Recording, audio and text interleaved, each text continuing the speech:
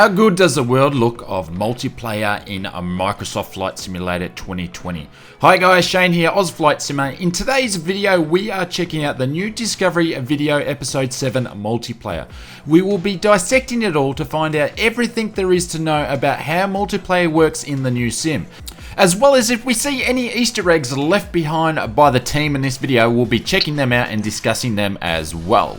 In this video, Sebastian was our host, who is the CEO of Asobo Studios. Sebastian walked us through what is multiplayer for Microsoft Flight Simulator and how it will look, the different ways we as pilots can engage a multiplayer, and lastly, how does the tech work. One shared world is what Asobo is calling it. The goal was to provide a multiplayer experience that would bring all pilots on the planet together in a one shared online world. Sebastian mentioned they wanted the experience to be through the power of Azure, which gives multiple clusters of many servers as needed to host the user. The solution is robust, extremely scalable, which enables Asobo to create all the features they wanted. This tech and experience is seamless, and there is nothing to manage, nothing to configure. You don't have to create any sessions or anything to join. Now, this is where things start to get interesting. Sebastian talked about bringing the real world pilots together with the virtual pilots in one world. They will import the live air traffic data into the sim, augment it to the data to AI traffic. That means most of the aircraft flying around the world will be in the sim. How cool is that? So essentially, you can be flying in the sim with your friends, or flying in the sim with real world pilots, or everybody together. Now, that is a 2020 flight sim experience when it comes to multiplayer, in my opinion. So when it comes to how do we engage multiplayer in the Microsoft Flight Simulator world, because it's a one share world platform, they have enabled the user to use filters which allow the pilots to decide who they want to fly and how they want to fly.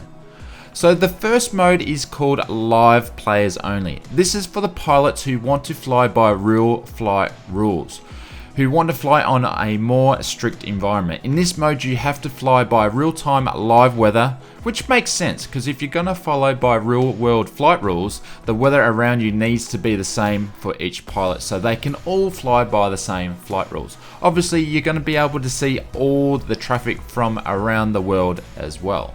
The second mode is called All Players. This mode is where you can see everyone and fly by whatever rules you want. You can choose weather, anytime, and any situation, online traffic or not. This mode is for pilots that don't want to fly any rules.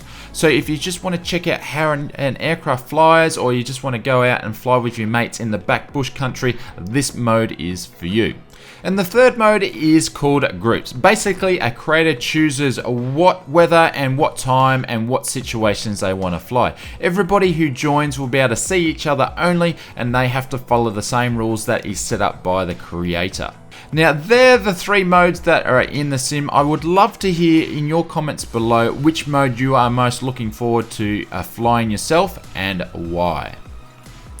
So, how is Asobo doing all of this, you ask? They have clusters of servers in place where they have data centers.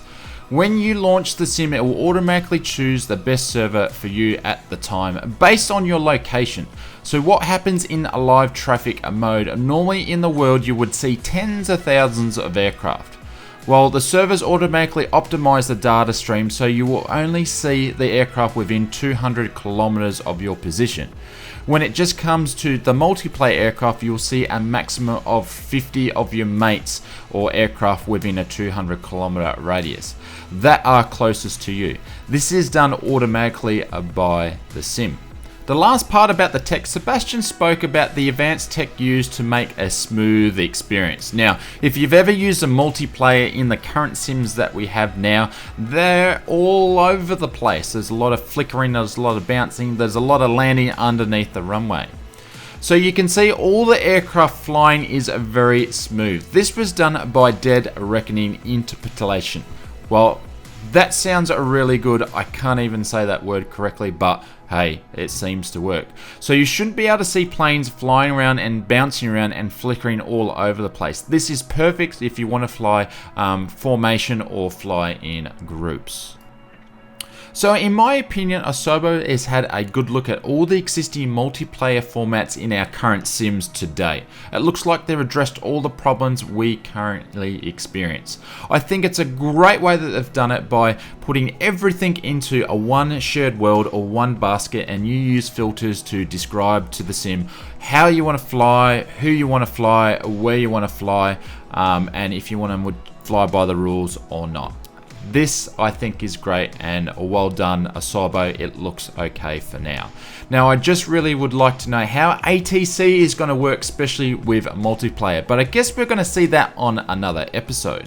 So if you like this video and you want to see a more weekly content on the development of Microsoft Flight Simulator, please hit the thumbs up and hit that subscribe button. Again, I would love to hear in your comments below which mode you are most looking forward at using and why.